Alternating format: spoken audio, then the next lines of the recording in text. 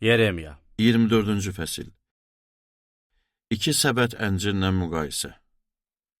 Babil padşahı Navqodonosor, Yahuda padşahı Yehoyaqim oğlu Yehoyakini, Yahuda başçılarını, ustaları və sənətkarları Yerusəlimdən sürgün eləyib Babilə apardı.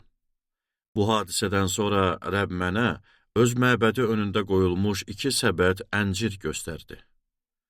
Bir səbətdə ilk məhsula oxşayan çox yaxşı əncirlər, o biri səbətdə isə əzik olduqları üçün yeməyə yararsız olan çox pis əncirlər var idi. Rəbb mənə dedi, nə görürsən Yeremiya? Mən dedim, əncir. Yaxşı əncirlər çox yaxşıdır, pis əncirlər isə çox pis. Əzilib yararsız hala düşüb, onları yemək olmaz. Mənə Rəbbin bu sözü nazil oldu. İsrailin Allahı Rəbb belə deyir. Buradan Xaldey ölkəsinə sürgünə göndərdiyim Yahuda əsirlərini bu yaxşı əncirlər kimi yaxşı hesab eləyəcəyəm. Yaxşı yaşasınlar deyə gözlərim onların üzərində olacaq və onları yenə bu ölkəyə qaytaracağam. Onları dirçəldəcəyəm, yıxmayacağam. Onları əkəcəyəm, çıxarmayacağam.